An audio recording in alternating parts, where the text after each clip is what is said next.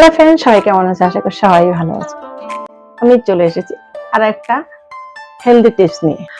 আজকে আমি যাদের স্পন্ডিলাইসিস রয়েছে সেই স্পন্ডিলাইসিসের যে যে কটা ব্যায়াম না করলেই নয়, যে কটা এক্সারসাইজ না করলে না, সেইগুলো আমি দেখাচ্ছি। প্রথমে আমি হাত দিয়ে শুরু করছি।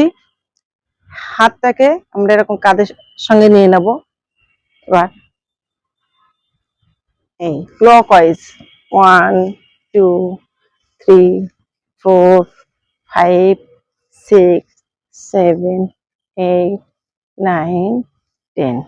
এবার এটাকে অ্যান্টি ক্লকওয়াইজ 1 2 3 4 5 6 7 8 9 10 হয়ে গেল।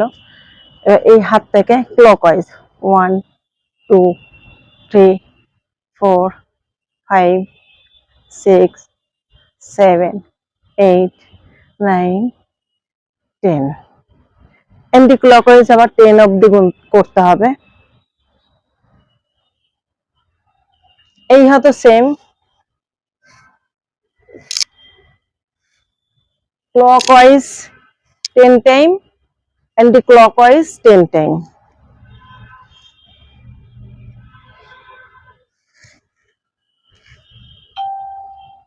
One two three four, 1 2 3 4। এটা হয়ে গেল। এবার হচ্ছে 1 2 3 4 5 6 7 8 9 10। এই কটা হচ্ছে হাতের, এগুলো করতেই হবে মাস্ট। আর ঘাড়ের হচ্ছে, ঘাড়ের ক্ষেত্রে আমরা কি করব, একটু কোমরে হাত দিয়ে নেব। কারণ ঘাড়ে যেহেতু স্পন্ডিলাইসিস যাদের থাকে তাদের কিন্তু খুব পেইন হয়, মানে ঘাড়টা শক্ত হয়ে যায়, যাকে বলে ফিক্সড। যার জন্যই খায় আমাদের সিদ্ধাটা অবধি অনেক কষ্ট হয়, কোমর অবধি খুব কষ্ট হয় হাতটা সোজা করে অনেকক্ষণ রাখতে। আমরা একটু কোমরে যদি হাত দিয়ে নিই, আমাদের ঘাড়ে ব্যায়ামটা করাটা অনেক সহজ মনে হবে। যাই হোক, কিছুক্ষণ কোমরে হাত দিয়ে আমি একটু রেস্ট নিয়ে নিলাম। এবার হাতটা সোজা করব।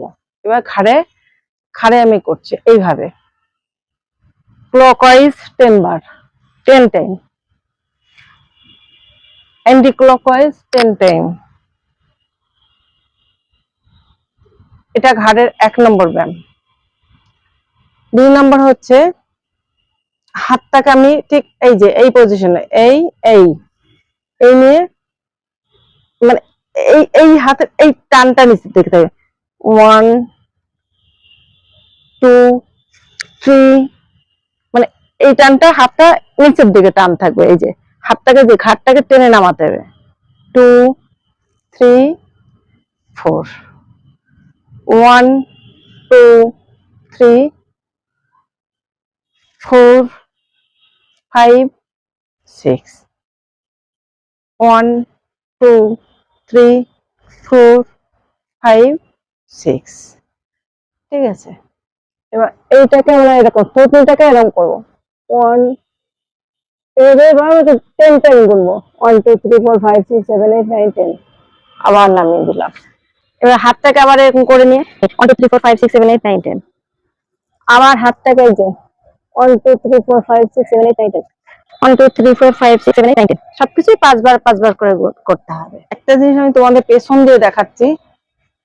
এই যে এই সাইডটাকে যদি তোমরা এইভাবে নাও, জাস্ট এইভাবে ধরবে এই হাতটা, এই যে এবার এই হাতটা এই নিচের দিকে চেপে রাখবে। 1 2 3 4 5 6 7 8 9 10, 10 টাইম। আবার এরকম করবে 1 2 3 4, হাতটাকে সরাতে হবে না। 1 2 3 4 5 6 7 8 9 10, 10 টাইম। এই কটা এক্সারসাইজ করতেই হবে যাদের স্পন্ডিলাইসিস আছে। বেশি করতে পারলে তো ভালো হয়, কিন্তু এই কটা মিনিমাম যখন মনে পড়বে, যখনই মনে হচ্ছে যে আমি একটু টাইম পাচ্ছি, তখনই কিন্তু এক্সারসাইজ গুলো করতে হবে। মানে উঠতে বসতে, যেমন একটা খাওয়াটা আমাদের হ্যাবিটের, মানে খিদা পাই আমরা খাই, তেমনি এই এক্সারসাইজ গুলো তেমনি নিজের খিদার সঙ্গে তুলনা করতে হবে, যে এই টাইমটা আমার খিদা পেয়েছে, কিছু খেতে হবে। কি খেতে হবে? আমাদের এক্সারসাইজ গুলো করতে হবে। তাহলেই কিন্তু আমরা খুব তাড়াতাড়ি আমাদের এই যে যে ঘাড়ের প্রবলেমটা রয়েছে সেটা কিন্তু তার থেকে আমি মুক্তি পাবো। নমস্কার, সবাই ভালো থেকো, সুস্থ থেকো।